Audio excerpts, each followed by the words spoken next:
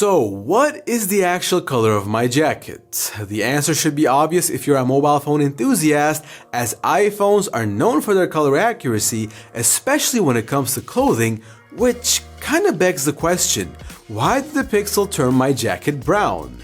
The answer is just how the algorithm of the Pixel works. It arguably has the most advanced and complex processing after a photo is taken, which is why Pixel phones are famous for photography, but they do mess up from time to time by making the photo too dark or completely changing up the colors. Still has better detail on the face than the Galaxy though, which is a positive as Pixel phones usually excel in this regard. As usual, we have a sky photo, as I like to call them, because every phone interprets the sky and clouds differently. All three are looking pretty good with nothing to complain about for now. Dynamic range might be interesting later on, but we're looking alright so far. Indoors is where we will have an interesting battle between the Pixel and the iPhone. I am more visible on the iPhone, but the building and trees in the background aren't really that detailed. On the Pixel, I'm slightly darker, but the background looks great. It's a point of preference on which one you like. I honestly prefer the subject, in this case me, to be the center of attention, but this doesn't take anything away from the quality of the Pixel phone. This photo was very challenging. A lot of lights, a lot of colors, and it seems like Samsung flopped hard. Pixel phones do a great job of dimming down bright lights, and honestly, everything from the carpet to the jackets to the bulbs in the back look great, and I would say slightly better than the iPhone. At night though, history is being written as the iPhone is actually better than the other two, which was unseen in the past. A larger sensor plus the new 24 megapixel mode retaining more information in the photo leads to better colors and less errors, while the Pixel has an overall blue complexion that you can see if you look at my face.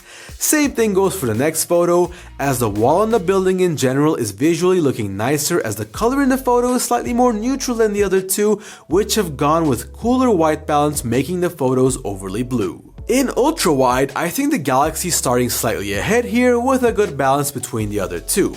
Slightly punchier colors give a lively vibe, and I also like the brightness of the photo along with the lower part of my body just looking better overall when you focus on my pants and the ground. Next up is a nice visual. It does look similar, right? Well, aside from slight white balance differences, not really seeing any issues here either, as all three have managed to showcase their talents equally well. Indoors, once again, good looking photos with one detail that sticks out to me.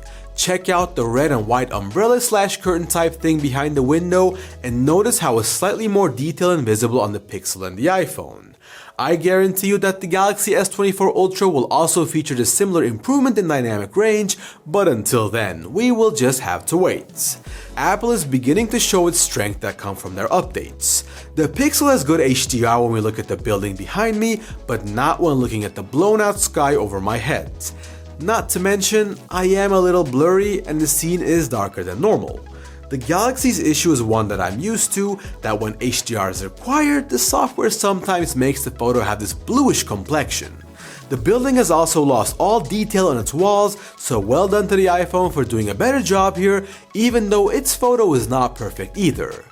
At night though, Google looks to be really outperforming the other two, as the photos on the left and the right are slightly out of focus, and I'm also not loving the warm white balance of the iPhone and the cool one of the Galaxy.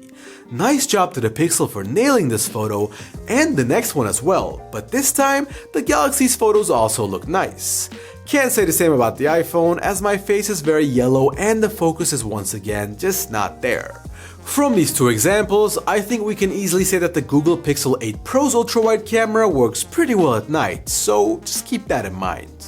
It's that time of the year again where we look at the Pixel's portrait photos and comment on how bad they are. Yeah, I'm definitely mad about it because while testing the Pixel 6 Pro, I loved the photos but hated the portraits. Having a whole year to fix these issues, I bought the Pixel 7 Pro to learn that their portrait photos were still bad.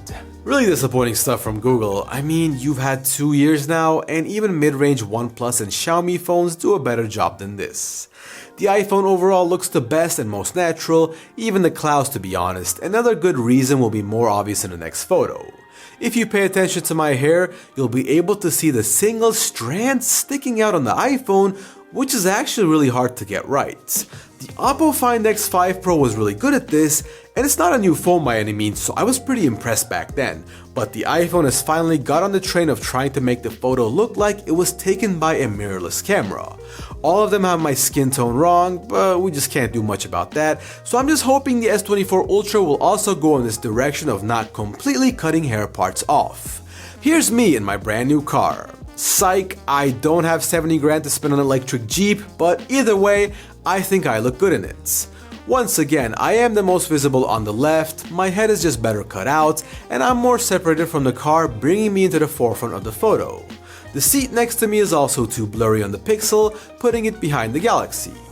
At the coffee store, it's a tight race between the two better portrait phones. While my hair once again is nicer on the iPhone because the single strands don't get cut off, it's not a big deal in situations where your face isn't in front of the camera, as there is much more detail to be focused on in the photo. Besides this, I think Apple is continuing the trend of their good-looking portrait photos at night with more accurate focus compared to the Galaxy and just overall better blur than the Pixel. While the first photo was a no-brainer for me, the second photo had the Galaxy catching up, as both of them look pretty good. The reason why the Pixel is behind here once again, even though it took a better photo than it usually does, is the same problem it has in a lot of portrait shots. Look at the top side of my hair and you'll see this white outline that covers the top of my head, and this is present in pretty much all the photos. So, is the video of the Pixel 8 Pro better than the Pixel 7 Pro? The answer is yes, it is slightly better. Is the final result better than the iPhone 15 Pro though? No, it is not. Still, it does look like Google has reached Samsung's level in videos, as they're both looking pretty good, just not as detailed as the iPhone. I'm just hoping the S24 won't bridge that gap too much again. It's actually funny because their dynamic range does look better here on the Android phones when we shoot indoors, but unfortunately for them, there is just more detail on me, my face, and the shelf next to me on the iPhone once again. Even the hairs on my arm are just much more visible. When the sun goes down, the iPhone's performance doesn't, as it still is the best video phone regardless of which condition you shoot in. Between the other two, I'm going to go for the Pixel regardless of the warmer video, as the details are more visible and the focus is much more stable compared to the S23 Ultra. Ultra-wide videos were quite interesting. At first, I was questioning if the Pixel 8 Pro was almost on the same level as the iPhone 15 Pro, but that's when I started to realize the Pixel had focus issues, as it came and went a couple of times during the video. Google will surely fix this later on, but regardless, the difference in quality gets more and more apparent when I get closer to the camera, with the other two unable to compete with Apple's flagship, and the Galaxy being a bit too dark and having less detail on my jackets. Apple has gotten their videos to such a level that they're only able to improve it less and less, so the others should catch up in a few years. Indoors has the Pixel having those slight focus issues once again. When they solve that, they will be in a really good spot because overall, I do think that the Pixel's video quality is pretty good when the bar isn't the iPhone 15 Pro. The visuals are a bit brighter and more visible than the Galaxy, but those focus issues are just killing the usability of the video. Surprisingly, the Pixel 8 Pro takes much better ultra-wide videos at night compared to the others, even the iPhone. Look at how yellow the video of the iPhone is, and the S23 Ultra's video is just bad in general. Pretty interesting to see. It looks like the Pixel 8 Pro's ultra-wide camera is a top performer at night, regardless of shooting photos or videos. So, while the iPhone 15 Pro and the S23 Ultra have a 3x optical zoom for regular photos, the Pixel 8 Pro has a 5x one, just like the 7 Pro. Here's a picture of me utilizing this zoom so you can check out how the general characteristics of the photo looks. Speaking of general though, these two phones don't have the necessary lens to overtake the S23 Ultra, and I'm sure you've heard of this many times in the past. 10x optical zoom is just insane for a mobile phone, and this is one of Samsung's signature features. Google is still better than Apple here thanks to their super res zoom technology, but do remember, this is the iPhone 13 Pro, so look at the 13 Pro Max to see the 5x optical zoom performance for yourself. Stabilization is fine with little movement shooting in 4K videos across the board. The steps that I take have been masked pretty well by all the phones, meaning you can easily move around while shooting videos with them. However, if you would like to shoot your own action movie, you will need to turn on active stabilization, which lowers the quality to 1080p on the Pixel, 2.5K on the Galaxy, and 2.7K on the iPhone. The iPhone and the Pixel are similar, but the iPhone wins due to the higher quality, with the Pixel tying the Galaxy by balancing out resolution and stability. I thought that the front camera results were unlikely to change, and I ended up being right. The Samsung Galaxy S23 Ultra has always been one of, if not the best selfie phone on the market, and it just shows in the results. The skin texture is immaculate, and the colors are also really nice, giving the vibe that these selfies were actually taken with the main rear camera. The weather getting darker doesn't change anything, with the Galaxy being better than the Pixel and the iPhone once again, so they will end up taking the advantage in terms of photos. But when we look at the front camera video, it unsurprisingly goes to the iPhone, at least in my opinion. Yeah, I am a bit too bright here, but it's still better than being really dark like on the Pixel, and the Galaxy is better than the Pixel, but it's also a bit too shadowy for my taste. What's up guys? As you can see, we are doing a comparison of the front cameras of these three amazing devices. Starting off is the iPhone 15 Pro. We just found out that you can shoot in log format even with the front camera, but of course we're not going to be trying that out just yet. And in the middle is the brand new Google Pixel 8 Pro. I am very hyped about this phone because Google has been doing a lot of good stuff over the years, so let's see how their new flagship is going to end out with the Samsung Galaxy S23 Ultra. It's almost there. The S24 is coming very soon, and then that is the time we are going to be able to have an amazing comparison between three of the giants.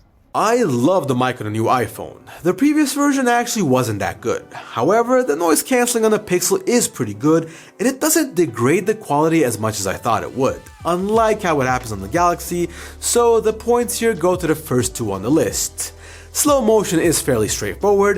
240 frames at 1080p is the maximum you will get on the Google and Apple flagships, while Samsung takes it one step further to shoot at 960 frames at 1080p, something that not a lot of phones can do, giving them the money bag in this category, with macro overall being a tie between all three brands, as the Google Pixel is one of the few phones that has a good enough macro software to match up against these two big boys, and it often has less vibrant and more natural colors than the other two as well. In conclusion, is the Google Pixel 8 Pro a good phone?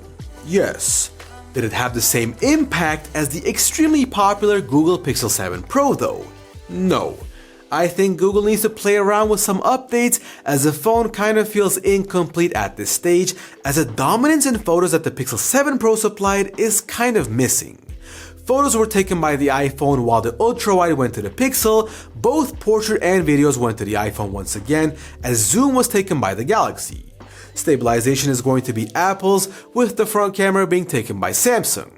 Audio is a tie between the iPhone and the Pixel, with slow motion being won by the Galaxy, as macro is a three-way tie between all the devices.